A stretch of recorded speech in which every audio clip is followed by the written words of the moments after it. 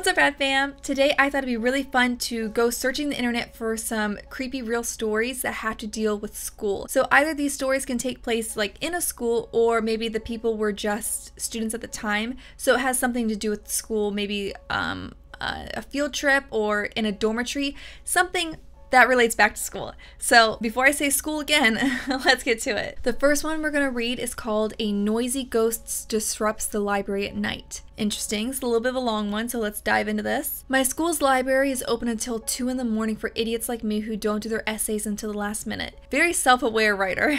I can relate very much to this, but more so like a few hours before the deadline. It's a pretty small building and most of the books are in the basement area called the stacks. They said basement and I'm already convinced it's creepy. The stacks are two really big rooms on opposite sides of the hallway with a huge amount of bookshelves and study desks lining the walls. Okay, you know, this shouldn't sound creepy, but this, like, in my head, since I already know it's a creepy story, I'm picturing like some really dark, dingy looking basement with lights flickering ahead and like really cold and damp cement walls and just like creepy. I'm thinking creepy movie moment vibes right now. I was there around 11 p.m. last year. It was a pretty research intensive essay, so I was down in the stacks working in one of the study desks. I had been there for maybe 2 hours and everyone except for a boy working a few desks down from me had left already. Okay, yep. Alrighty, I don't think I could ever be down there alone. One other person though, I guess it would feel okay. Ooh, that's still a little too spooky for me. I was pretty zoned out by this point. It was an 8 a.m. class, so I didn't have much time until it was due, and I was sort of panicking. So it really made me upset when I heard someone flipping through book pages really fast to make them do that loud no, I'm not sure how to pronounce that, noise at the end of the room. I sort of ignored it for a while thinking they'd go away eventually, but they just kept doing it. I'm thinking like looking behind me and then there's like nobody there, but the book is all moving and crazy, and oh no, that is literally a horror movie. Oh no. But thankfully there's still one other person. Oh my gosh, one's the other person's the ghost. After about 5 minutes, I got sick of it and started to walk over to tell them to knock it off.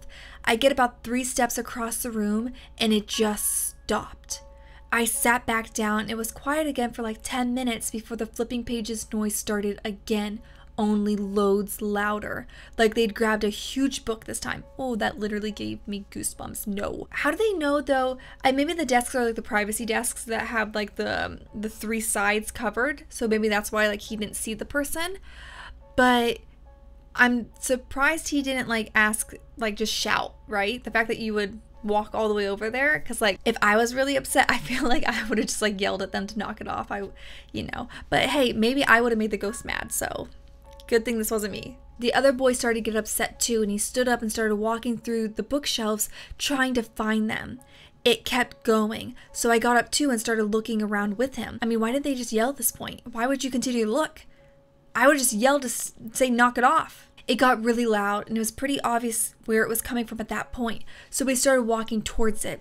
He was on one side of the shelves and I was on the other. We walked all the way down the shelves. No one was there. We hadn't seen anyone come in the stacks, and we were on the side of the room with the entrances. No way could someone have come in without us seeing them. Okay, okay. I was trying to like in my head real quick, trying to rationalize it. Maybe like, oh, maybe someone was there before you and you didn't see, but like they literally just looked. How could they not have seen the person? Maybe I would think it was an animal. Oh, I don't know. That's really creepy. That's a very distinct sound. So to try to brush it off as something else would be kind of hard to do. The noise stopped again. We both just sort of slowly walked back to our seats. I assumed it was just a fan or something to the other room, and I really needed to get my essay done. Okay, I was going to actually suggest maybe fan, so I would probably go with this idea too. We sat down and immediately the noise started again. It sounded like it was coming from right next to the guy's chair. He shoved his stuff in his bag, looked at me and said, "F this," and took off. I was out there maybe 5 seconds behind him. I still won't go back into the stacks at night, even when there's other people down there. No essay's worth getting murdered by a weird book ghost. Yeah, any story about ghosts just like makes me like super paranoid. Like I have to look around me and it gives me goosebumps. Ooh, thankfully this sounds more like a mischievous ghost and not really one that wanted to do them any harm.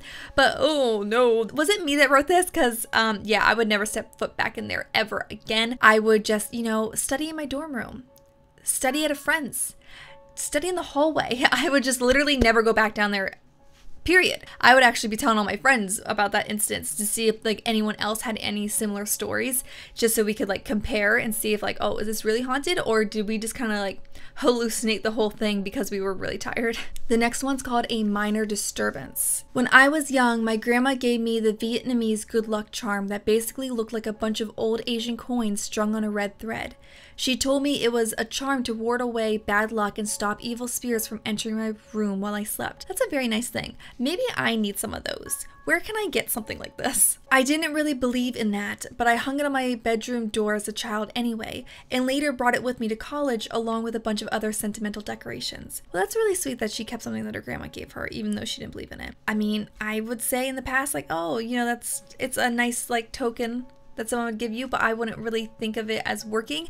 But you know, when you start to think things are haunted, you'll grasp onto anything. Every night that year, and from that year only, even though I lived in the same room the next year, that good luck charm would always slowly slide off the door handle at 3 a.m. every night. No, that is like, what's it called? The witching hour? The devil's hour? The witching hour's midnight, and then some people say it's 3 a.m. I'm not quite sure which one's which because I've heard both, but oh, 3 a.m. No thank you. Nothing good happens at 3 a.m. besides me filming videos. Maybe that's why creepy things happen when I film. Sometimes I wouldn't stay up that late and would only find it lying on the ground the next morning. I didn't think anything of it when that happened, but other times I would just be working late at night and out of the corner of my eye, I would see the charm slowly slide off the door and fall. Always happened around 3 a.m. whether or not my roommate was sleepwalking. Oh, well, wait. Go back. Your roommate was sleepwalking? That's also spooky. I would not feel comfortable with that either. I mean, I understand sleepwalking. People can't control it.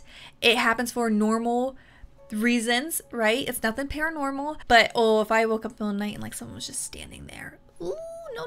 And then this is happening too on top of it. That's double spooky, okay? But if you saw that thing slide off the door, out of the corner of your eye, when you knew no one was touching it, no one was moving. No, why only at 3 a.m.? That's the thing. If you always just like put it and it fell, I would think maybe there's like a magnet somewhere, or maybe there's something. There's some reason, right? But the fact that it happened every night at the same time, that's freaky. Eventually, I just took the charm off and put it on my desk. No. If it's fallen off, I would be inclined to like tape that thing to the door. That thing's not coming off that door because I feel like something's trying to get it off the door so it can come in. No. I never believed in Ouija boards. Don't know why I had to look at my Ouija board when I read that. I never believed in Ouija boards. I thought they were kind of a dumb, silly fun. But a group of kids on a high school band trip when I was a sophomore in high school were using one because it was Friday the 13th, and I decided to try it. Yeah, that's kind of the most opportune time to use a Ouija board is Friday the 13th. And during a slumber party, basically, with fellow students. So my friend Darcy and I did it together, and as soon as I touched the thing, it started moving really fast. That really sends shivers down my spine. Then it said, "It's Andy. You are beautiful. Tell your mom I miss her and that I'm happy. I love you." Oh, okay. Well, that's not scary. I mean, I guess it is spooky that a board started moving and something was actually talking to you, but the message was very nice and sweet. So there's like comfort in that, right? My mom had a twin brother, Andy, who died in a car accident when they were 16. Oh, wow. So sad. I obviously knew this, but had never told anyone. The only other person doing the Ouija board with me was Darcy, and she had no idea who Andy was, and I wasn't moving the pointer. I don't know how you'd explain this, man. That is a very thorough thing to spell out. I would think, you know, if it was a friend messing with you, they would say like, "I see you," or "I'm watching you," or like something cryptic and creepy. But this is a very specific, not creepy message, you know what I mean? So it doesn't really seem like this would be a prank, and if she did it herself, why would she go through the effort of spelling out something this much? You know what I mean? Why wouldn't she just opt for like the creepy thing that could be applied to everybody? This next one's called Scary Student Digs. This was a house I lived in during my second year of university. A couple days after moving in, we chatted to an elderly neighbor who had lived in a neighborhood for decades, and she told us that she couldn't remember anyone living in the house for more than 2 years. Oh, that's not a good sign. That's a red flag. Even when it was more of a residential family neighborhood than student housing. The weirdness started in the kitchen. That's my favorite room in the whole house, and that's the room where I feel like a lot of people, you know, it's like the heart of the house. Do you feel safe there? Oh, this story I have a feeling is gonna really ruin that now. I'm gonna be scared when I do the dishes. Several times when I was washing dishes, oh, okay, Great. I'd see someone come in out of the corner of my eye and hear their footsteps as well. Of course, when I turned, there was no one there. Oh, I'm going to think of this next time I do dishes oh gosh, this is, oh great. Not long after, one roommate started saying she kept feeling a cat jumping up on her bed and walking around at night. We do not have a cat. Okay, this story is taking everything I love and like making it creepy. I love when my cats jump up on my bed at night and sleep with me. I think it's so precious and sweet, and I try not to move because I don't want to disturb them, you know? I want them to have some good dreams. But now next time that happens, oh, I'm gonna be freaked out. So now I'm gonna be scared when I'm cooking and doing dishes, and now I'm gonna be scared when my cats jump up on my bed at night. A friend who was visiting fell down a few stairs and said she swore she felt someone push her. Ooh, that's ill intent. That's something way spookier, isn't it? Once I was sitting with a roommate and she put her iPod down on the coffee table. I saw her do this. It was gone when she went to pick it up again. We tore apart the whole room looking for it and it had just vanished. It turned up on the couch a month later. So that's not a case of like a roommate having sticky fingers. That is, oh my God, that's so terrifying. I mean, because we've all lost things out of plain sight, right? Where you swear something's vanished, but then you typically find it right away, or you find it in a place that makes sense that you found it. But two people looking for something all over the house and they didn't find it until a month later, that's weird. The creepiest incident, oh, there's more. Oh wow, this is great. I hope this dorm was cheap. The creepiest incident was when I woke up one morning and my bedside table was 2 feet from where it had been. Oh no, the goosebumps. Charlie, the goosebumps. I went downstairs and the first thing my roommate, whose bedroom was next to mine, said, "Did you hear the footsteps last night?" She told me she'd heard me go to bed. About an hour later, a second set of footsteps climbed up the stairs and into my room before stopping. The two of us were the only ones home at the time. She never heard anyone leave my room. Nope. I am terrified. These stories are too real. They're too close to home. I don't know why. They're scaring me. I don't like this. I am genuinely terrified right now. Okay. That, I don't even know what to say to that. What would you even do? I mean, you're a student, so you're too poor to move. And dorms are not cheap. Living in student housing is not cheap. So I don't, what would you do? Oh my gosh. And the fact that that neighbor said that people don't live there for more than 2 years, probably from like a lease or maybe like students. Oh no, that is, I couldn't even do a semester. I would have to really tough it out. Because obviously you don't want to waste your money, but no.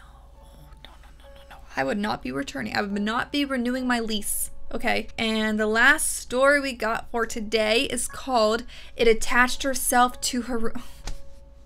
I picked the scariest stories to read, guys. I had a randomly assigned roommate in college who was a very sweet religious girl.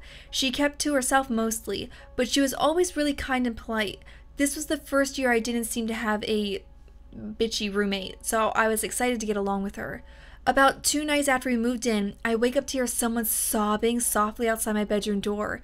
It was a really weird sound. This kind of desperate, creaky sobbing. Okay, that's not a word I would use to, describe sobbing, but thank you, because I clearly envision what that is. And I was so scared at first because it sounded like the stuff you hear in horror movies. Yeah, that's what I'm picturing in my head right now. I heard someone moving around the apartment and occasionally coming back to my door, scratching on it softly, so I finally summoned the courage to peek out my bedroom door. No.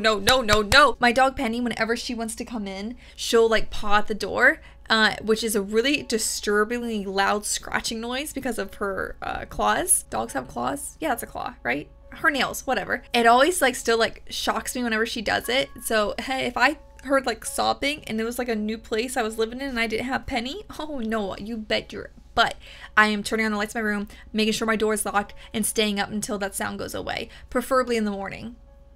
Yeah, no, I would not look. My roommate was just walking around the apartment crying. She was sleepwalking apparently because her eyes were closed, but when I opened the door, her head turned to look right at me.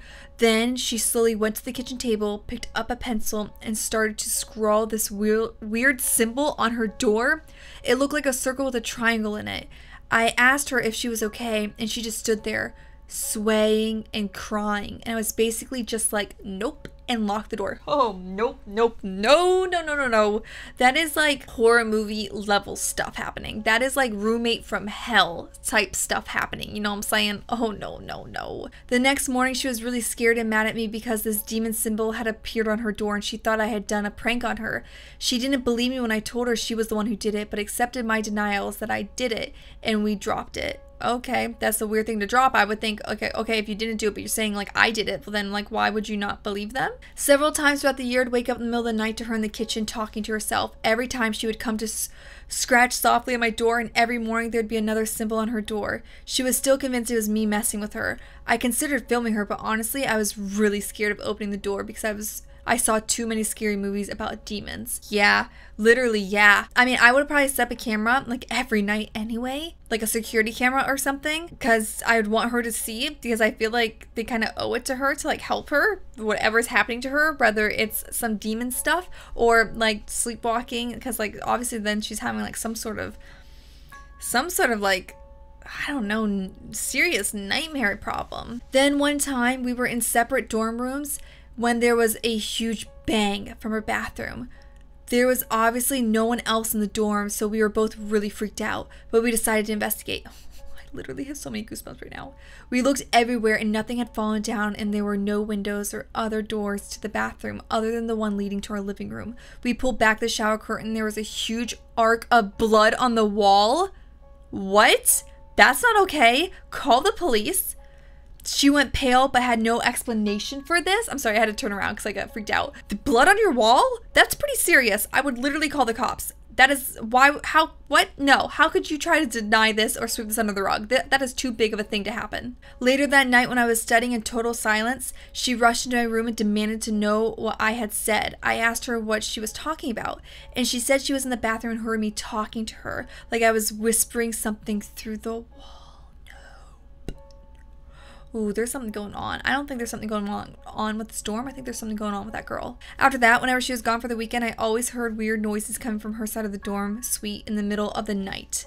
She moved out at the end of the year and that was that, but I've always wondered what the heck all that was about. Okay, so it wasn't her, it was the dorm, but they said she moved out, not that they moved out. So did the thing just like follow her but stick to the dorm when she was gone? Wouldn't have followed her too? That's weird. I don't know how to explain that one. Well, I'm sufficiently terrified and totally going to have nightmares tonight. Fun. Thank you guys so much for watching today's very spooky video. I hope you guys thought it was as creepy as I did, because I'm genuinely freaked out. Like if I could show you how many goosebumps I have, I would. If you did like today's video, please turn on my channel notifications so that you are notified when the next video goes live. I don't know why I'm doing this, but I'm trying to distract myself by how terrified I am. But until next time, keep it the radness, and I'll see you guys real soon. Bye.